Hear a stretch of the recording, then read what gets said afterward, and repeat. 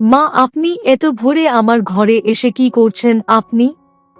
আমার ছেলে মহেশের কথাটা শুনে আমি মুচকি হেসে খানকে শান্ত গলায় মহেশকে বললাম, কেন রে খোকা, তুই কি দেখতে পাচ্ছিস না আমি কি করছি?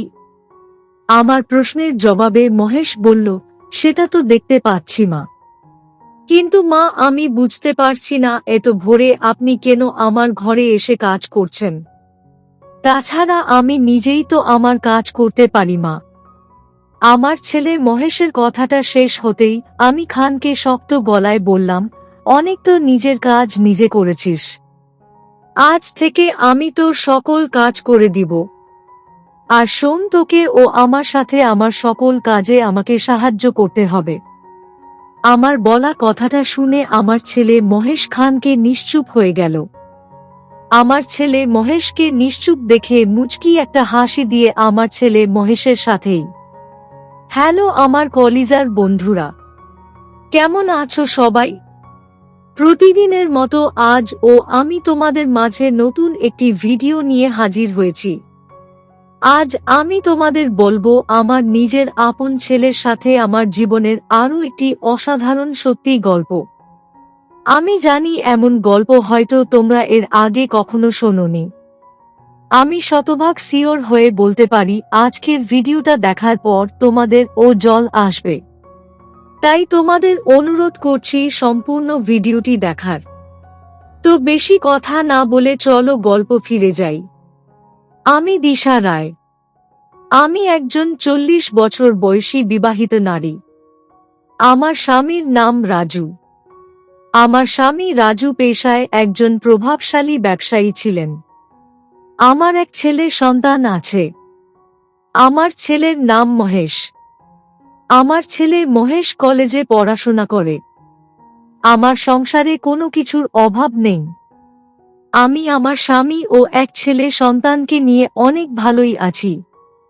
আমার স্বামী রাজু যেহেতু পেশায় একজন ব্যবসায়ী ছিলেন, তাই আমার স্বামী রাজুর বেশ ভালোই অর্থ সম্পদ আছে।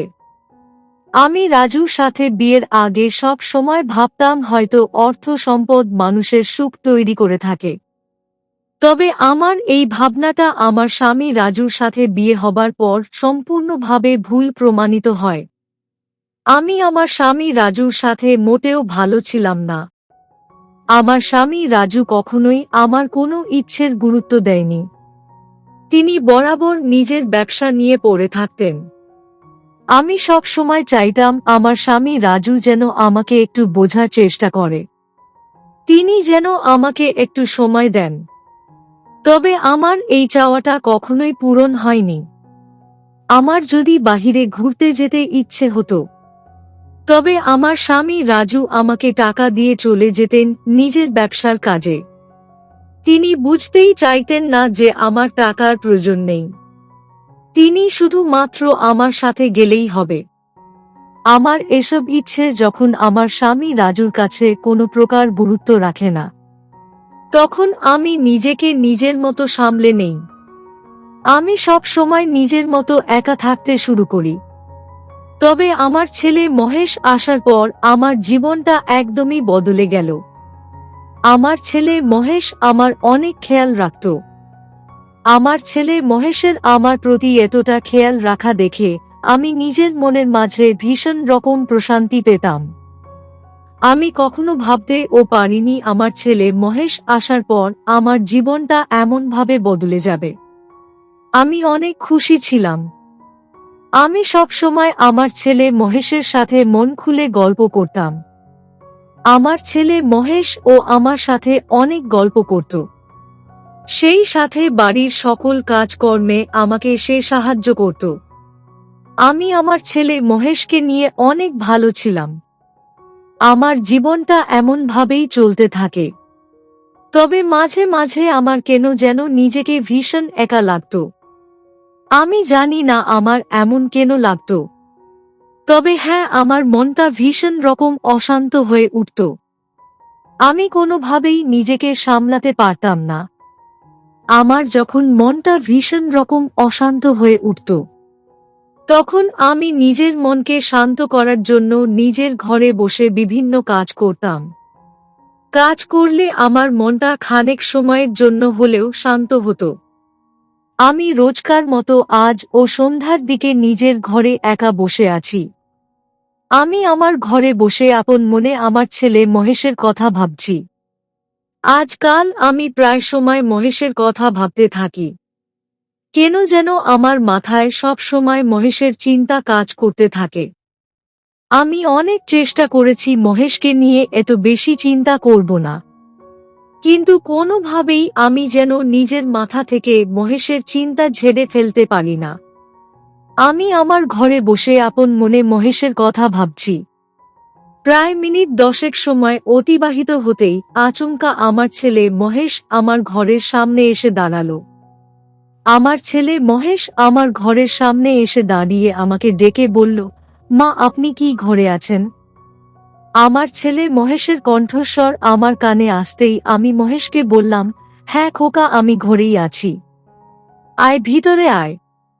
আমার কথা মতো আমার ছেলে মহেশ আমার ঘরে প্রবেশ করল।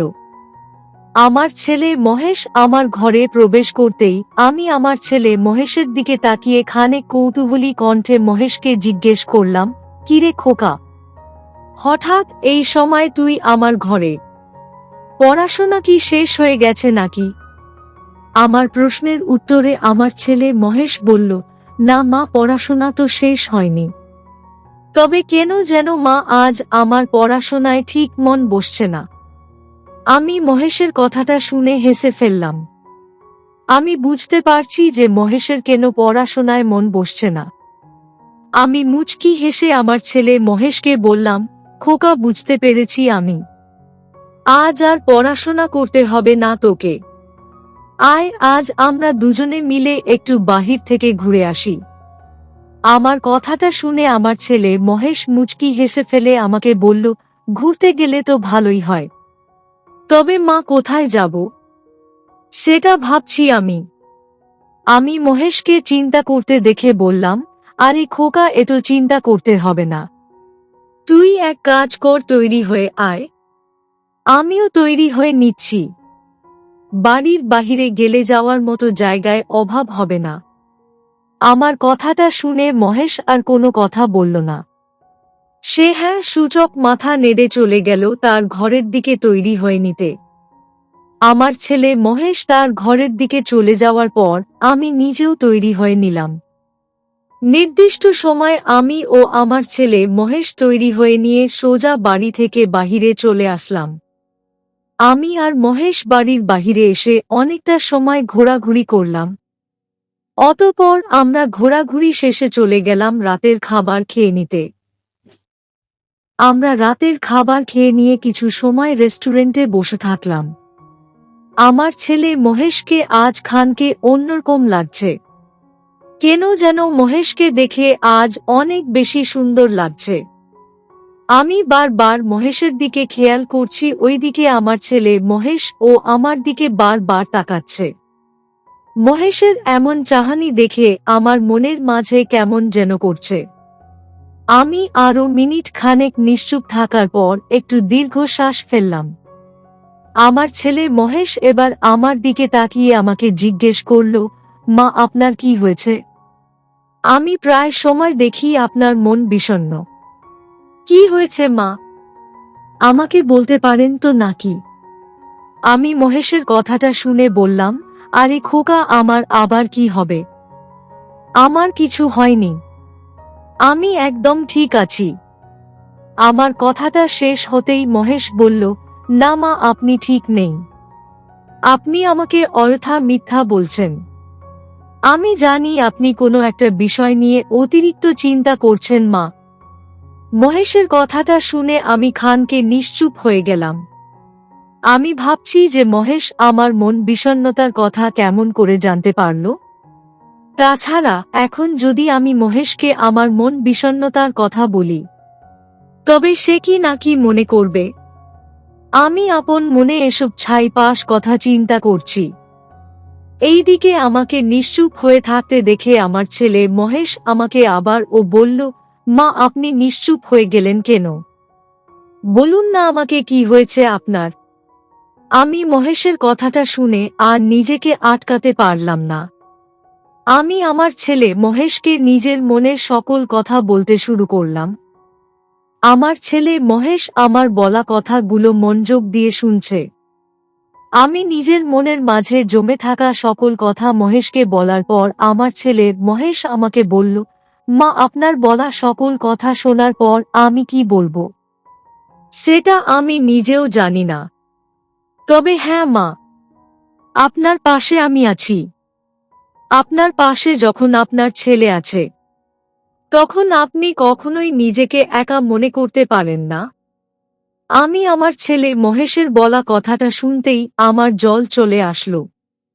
আমার ছেলে মহেশ আজ যেমনভাবে আমাকে সান্ত্বনা দিচ্ছে, ঠিক এমনভাবে যদি আমার স্বামী আমাকে একটু বোঝার চেষ্টা করতেন, তবে হয়তো আমার আর কোনো বিষণ্ণতা থাকতো না। আমি আমার ছেলে মহেশের দিকে তাকিয়ে বললাম, খোকা, তুই সত্যি আমার পাশে থাকবি তো সব সময়? আমার প্রশ্নটা শুনে আমার ছেলে মহেশ মুচকি হেসে বলল, অবশ্যই থাকবো মা। আপনি ছাড়া আমার আপনার কে আছে বলুন?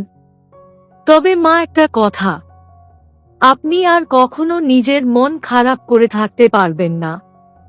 আপনাকে সব সময় হাসি খুশি থাকতে হবে। আমি মহেশের কথা শুনে হেসে ফেললাম। আমাকে হাসতে দেখে আমার ছেলে মহেশ ও হেসে ফেলল। আমি আর মহেশ আরো কিছু সময় একসাথে বসে গল্প করলাম। তারপর আমরা রেস্টুরেন্ট থেকে বেরিয়ে সোজা চলে আসলাম আমাদের বাড়িতে। আমি বাড়ি ফিরে এসে সোজা চলে গেলাম আমার ঘরের দিকে। আমি আমার ঘরে এসে ফ্রেশ হয়ে নিলাম। আমি ফ্রেশ হয়ে আয়নার সামনে এসে দাঁড়িয়ে অপলক দৃষ্টিতে নিজেকে দেখিয়ে থাকি। সত্যি বলতে আজ আমার মনের মাঝে ভীষণ রকম প্রশান্তি কাজ করছে। মনে হচ্ছে আমার মনের মাঝে জমে থাকা সকল কথা আজ আমি বলতে পেরেছি আমার ছেলে মহেশকে। কথায় আছে না, নিজের মনের কথা কারোর সাথে শেয়ার করলে মনটা শান্ত হয়। আমার দিক থেকেও ঠিক তাই হয়েছে। আমি প্রায় মিনিট খানেক সময় আয়নার সামনে নিশ্চুপ হয়ে দাঁড়িয়ে থাকার পর মুচকি একটা হাসি দিয়ে নিজের ঘরে ফিরে আসলাম। আমি আমার ঘরে ফিরে এসে বিছানার উপর বসে আছি আর আমার ছেলে মহেশের কথা ভাবছি। আমার ছেলে মহেশ আমাকে সব সময় বোঝার চেষ্টা করে, আর এই কারণেই মহেশকে আমার এতটা ভালো লাগে। আমি আপন মনে মহেশের কথা ভাবতে থাকি। প্রায় অনেকটা সময় মহেশের কথা ভাবার পর আমি অনুভব করলাম আমার জল চলে এসেছে। আমার জল চলে আসতেই আমি নিজেকে খানিক সামলে নিলাম। আমি বুঝতে পারছি আমার মনটা অশান্ত হয়ে উঠছে। তবে এখন কিছু ভাবা যাবে না। আমাকে যে করেই হোক নিজেকে সামলে নিতে হবে। আমি আর বসে থাকলাম না। আমি বসা থেকে উঠে পড়ে সোজা চলে গেলাম আমার ঘরের বাহিরে। আমার স্বামীর বাড়ি ফেরার সময় হয়ে এসেছে প্রায়। উনি বাড়িতে ফিরলে রাতের খাবার খেয়ে নিতে হবে। নির্দিষ্ট সময় আমার স্বামী রাজু বাড়ি ফিরে আসতেই আমরা সকলে মিলে একসাথে রাতের খাবার খেয়ে নিলাম। আমরা রাতের খাবার খাওয়া শেষ করে যে যার ঘরে চলে গেলাম ঘুমাতে। আমিও আজ দ্রুত ঘরে এসে ঘুমিয়ে পড়ি। ভোরের দিকে আমার ঘুম ভেঙে যায়। আমি ঘুম থেকে উঠে ঘড়ির দিকে তাকাতেই দেখতে পেলাম 5টা বেজে গেছে। আমি সব সময় আরো একটু লেট করে ঘুম থেকে উঠি, তবে আজ যখন এত তাড়াতাড়ি ঘুম ভেঙে গেছে, তখন আর শুয়ে থেকে কোনো লাভ নেই। আমি ফ্রেশ হয়ে নিয়ে সোজা চলে গেলাম আমার ছেলে মহেশের ঘরে। আমি আমার ছেলে মহেশের ঘরে আসতেই দেখতে পেলাম মহেশ ঘুমিয়ে আছে। মহেশকে ঘুমিয়ে থাকতে দেখে আমি মুচকি একটা হাসি দিলাম। আমি ভাবছি মহেশের ঘরে গিয়ে একটু কাজ করে দেই। আমি আমার ছেলে মহেশের ঘরে এসে নিজের কাজ শুরু করলাম। আমি প্রায় মিনিট খানেক সময় কাজ করার পর আচমকা আমার ছেলে মহেশ ঘুম থেকে উঠে পড়ল। আমার ছেলে মহেশ ঘুম থেকে উঠে আমার কাজ করতে দেখে বলে উঠল, মা, আপনি এত ভোরে আমার ঘরে এসে কি করছেন আপনি? আমার ছেলে মহেশের কথাটা শুনে আমি মুচকি হেসে খানকে শান্ত গলায় মহেশকে বললাম, কেন রে খোকা, তুই কি দেখতে পাচ্ছিস না আমি কি করছি? আমার প্রশ্নের জবাবে মহেশ বলল, সেটা তো দেখতে পাচ্ছি মা। কিন্তু মা, আমি বুঝতে পারছি না এত ভোরে আপনি কেন আমার ঘরে এসে কাজ করছেন। তাছাড়া আমি নিজেই তো আমার কাজ করতে পারি মা। আমার ছেলে মহেশের কথাটা শেষ হতেই আমি খানকে শক্ত গলায় বললাম, অনেক তো নিজের কাজ নিজে করেছিস, আজ থেকে আমি তোর সকল কাজ করে দিব। আর শোন, তোকে ও আমার সাথে আমার সকল কাজে আমাকে সাহায্য করতে হবে। আমার বলা কথাটা শুনে আমার ছেলে মহেশ খানকে নিশ্চুপ হয়ে গেল। আমার ছেলে মহেশকে নিশ্চুপ দেখে মুচকি একটা হাসি দিয়ে আমার ছেলে মহেশের সাথেই তার ঘরে বসে কাজ করতে লাগলাম। সত্যি বলতে আজ মহেশের সাথে কাজ করে আমার ভীষণ ভালো লাগছে। আমি আর আমার ছেলে মহেশ একসাথে বসে আরো বেশ খানকে সময় কাজ করলাম। আমাদের কাজ শেষ হয়ে যাওয়ার পর আমরা চলে গেলাম ফ্রেশ হয়ে নিতে। সত্যি আজ মহেশের সাথে এমনভাবে গল্প করে কাজ করতে আমার ভীষণ ভালো লাগছে। আমি আজ অনেক খুশি। অতঃপর আর কি, আমি আর আমার ছেলে মহেশ এখন একসাথেই সকল কাজ করে থাকি, সেই সাথে অনেক গল্পও করি। আমার মন এখন আর বিষণ্ণ হয় না। আমি এখন অনেক খুশি। তো বন্ধুরা, এই ছিল আমার নিজের আপন ছেলের সাথে আমার জীবনের একটি সত্যি ঘটনা। তোমাদের কেমন লাগলো আজকের গল্পটা? অবশ্যই কমেন্টে জানাবেন। প্রিয় বন্ধুরা, আজকের ভিডিওটি এখানেই শেষ করলাম। যদি আমাদের ভিডিওটি আপনাদের ভালো লেগে থাকে তবে একটা লাইক করবেন এবং চ্যানেলটি সাবস্ক্রাইব করবেন। আজকের জন্য আপনাদের কাছে বিদায় নিচ্ছি। দেখা হবে আগামীকাল নতুন একটি ভিডিও নিয়ে। সে পর্যন্ত সবাই ভালো থাকবেন। ধন্যবাদ।